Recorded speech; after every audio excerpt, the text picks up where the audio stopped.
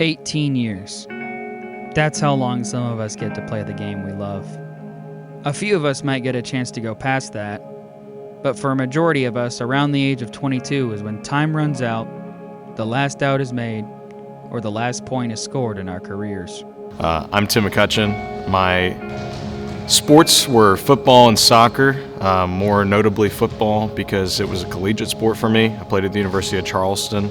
My last season of competition was the fall of 2023. So my name is RJ Haber. I grew up playing baseball, basketball, and football primarily. There's a little bit of track mixed in there, but since I'm done competing in college now, I've kind of opened up to pickleball, golf, knock a tennis ball out of the field of play every now and then, but that's primarily what I play. My last competition, true competition, would have been the end of football season in 2022, so a few years ago now. It is crazy how much time we dedicate to our sports. We only play these games for 18 years, but for the next 50 years, some of our best memories come from these sports. I played it for 8 years, including high school, 3 years of high school, 5 years of college. I got that COVID year, which was really awesome. I think probably my favorite part about playing football was the guys in the locker room and having that team chemistry. It really speaks volumes when you might not have the greatest record of all time. You know, we've all had those years of bad years of, 6-5, 5-6, whatever the years might be. But when it comes down to the guys in the locker room, that's what really makes it a good experience. That's probably my favorite part about football. So football would have been my longest. I started playing in 5th grade. So 5th grade through graduate, senior, and in college, however many years that is. It's a lot. Probably favorite memory. You have so many from every different level that you play. It's kind of hard to pick one, and you also just have all the memories off the field with the guys in the locker room or in practice and that kind of stuff. I would say probably the best feeling that I had was being able to, after tearing my ACL again and having it reconstructed, putting on pads again and showing up for game 1 of my senior year at Bethany. For many people who lace up the cleats or shoes, sports are not just something to do, but an escape from reality, an escape from the real world, a chance for us to be ourselves, a chance to be free. There's a lot of passion for football in this country, and when you go to a Division II school, people really tend to know what's going on in your world if they're involved within that community. So people knew what our team was doing, what they were going through, what their season looked like, and what that really does give you the opportunity to is market yourself and connect with others. Professors on campus, they know how the team's doing. You can talk with them outside of class, maybe during class, maybe stall for a little bit so the class doesn't go as long as it needs to. But there's a lot of ways to connect with people through sports. I think that's one of the other things that you're able to do through football is really connect with other people. Sports have been able to affect my life off the field in many ways. I would say the biggest opportunity that it's given me, though, was when I did go down to Mary Hardin-Baylor in Texas for my grad transfer season. And while I was in that graduate program, I got to go to a national sports forum in California for a few days out there. So, for a lot of people, sports are their first love, their first time they put their body through suffering, the first time they find something they're willing to sacrifice their free time for. My freshman year of high school was when I really made that change of perspective. I loved it because I knew that there was more money in it for college, college and soccer in college. It's harder to get scholarships, and a lot of those guys come from club side, not really high school. But that high school football environment is really what makes you fall in love with the game. The Friday night lights. Of course, don't get me wrong, the Saturdays for college are just as good, but what really piques your interest is when that's the one thing you have to look forward to in the fall. The spring's terrible because you don't have it. But in the fall, when you have the Friday night lights, waiting for you at the end of every week, whether it's home or on the road, that's what really piques your interest, at least in my opinion. I knew it from before I put pads on the first time that I loved the game. I mean, I just grew up watching it, trying to figure out exactly what was going on. Coming from a town that plays 8-man football and just watching professionals play 11-man and just knowing that there's so many different versions of the game out there. I knew I loved it from before I put the pads on, but while I was playing, I would say the first real moment that I knew I loved it was my freshman year of high school, playing every single snap of offense, defense, and special teams. Very first game. So It is a sad thing when an athlete's career comes to an end, especially when that athlete gives everything they have to their sport.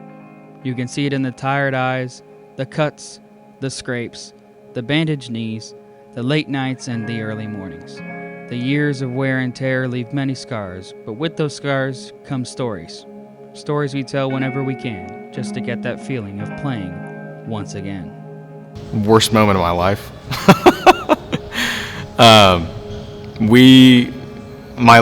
To sum up the season, we had the best season in the school's history. We went to the second round of playoffs. We won our first conference championship in program history. The worst part, and the only reason it was the worst part, was the way it ended. Last game of the year, like I said, we were in the second round of the NCAA playoffs, and we were up by 14 with about 4 minutes left to go. We're all kind of pumped on the sideline. We're pretty celebratory, a little prematurely in hindsight. We ended up giving up 15 points in the last 4 minutes, and there was about 30 seconds left. We drove down the field. I think you can kind of see where this is going.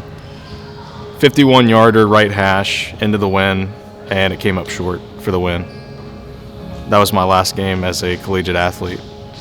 my last season of competition was probably one of my tougher ones. Coming into a program that was completely new and not being able to make some of those relationships before I got there, and trying to build that trust with the coaching staff when I got there, it took me out of, or I was switching from playing tight end and defensive end most of that season, and just that mental toll of trying to learn something new, knowing it's the last time I'm going to put on pads. It was kind of, it was a test, but it has helped me grow and develop, and has offered me the ability to kind of go with the flow a little bit more and just recognize that, not everything is going to be how you plan it to be, or not everything is going to go how you plan it to go, and you just kind of have to roll with it, and that's just what sports is. It is often the smaller moments we take for granted.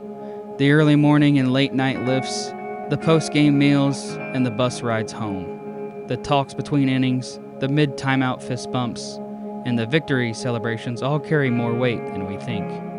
And we don't realize how many of them there were until there are none left. In football, there's a lot of, especially for kickers, there's a lot of standing around. But it kind of goes back to what I was saying earlier about it connecting with other people. Connecting with people might be connecting with your teammates. So when you're between Indy, when you're between Team Skelly, when you're between, pods, whatever the drill is, something's going on. But at the same time, something else is going on aside from that, because not everybody can go all at once unless they were conditioning. So during practice, the little things for me were just talking to the guys between reps. They come off the field, they give a swig of water, and then of course I'm the kicker. We're not practicing, so I get to be the one that talks to them for a good 30 seconds to a minute.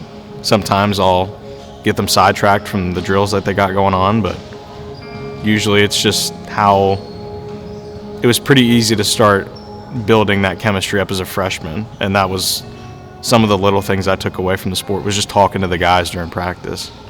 I mean, that's just it. It is the finer details. Not everybody who watches football understands how much actually goes into every single play, and they don't understand that calling a run on 1st and 10 is trying to set up something for later on in the drive or later on in the game, or they don't understand the amount of different battles that are going on, and it's not just one team versus the opponent. It's it's a left tackle versus a defensive end, it's a wide receiver against a cornerback, it's a quarterback trying to understand the entire defensive coverage and scheme as a whole, every single play of every single game.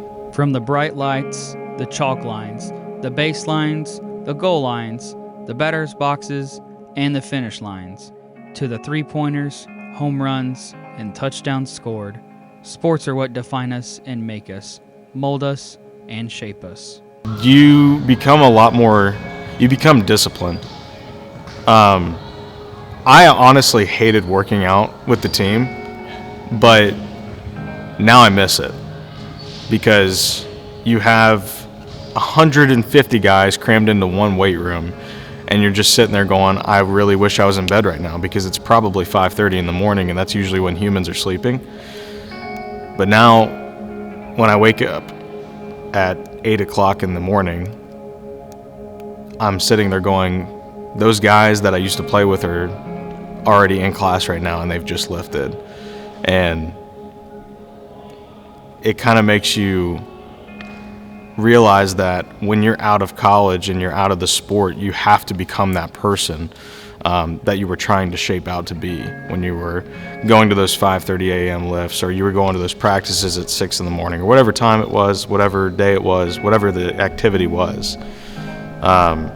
It shapes you into somebody that you know you have to be, because when you get out of college, it's about becoming an adult and doing adult things, doing adult stuff, you know?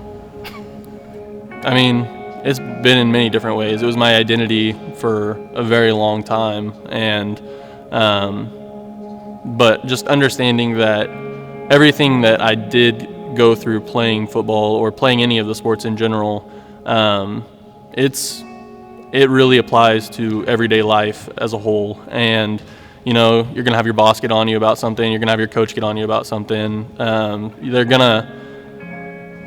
They're doing it because they care about you, and understanding that you have to grow beyond just trying to be a better athlete. You have to understand why things are the way they are, and just in the real world too. You can't just show up every single day and just.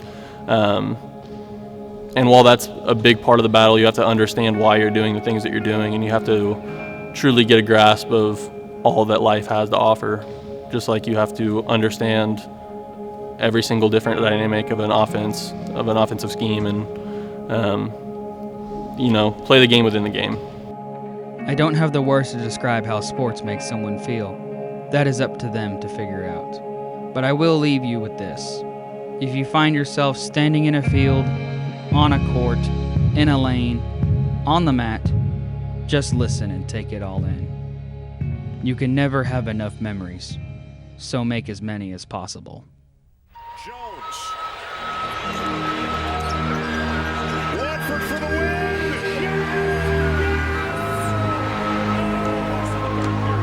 Pass complete. Lipkin has a man in front.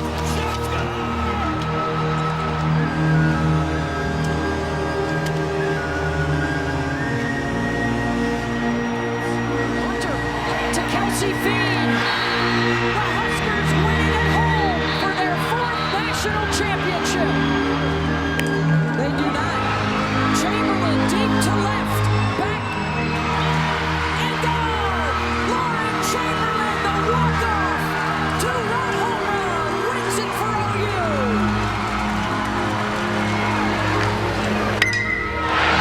Wide right field. Base hit. South Carolina wins the College World Series. Josh Sheehan. Purdue.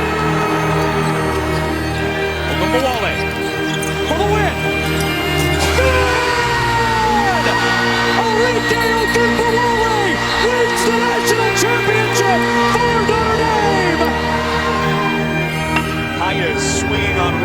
Bouncing ball. His pass read down the left field line. Bounces around third. The throw to the plate. Not in time. And the third time is the charm for Coastal Carolina. The shot it clears. Arlington. Lehman showing blitz. There's the blitz.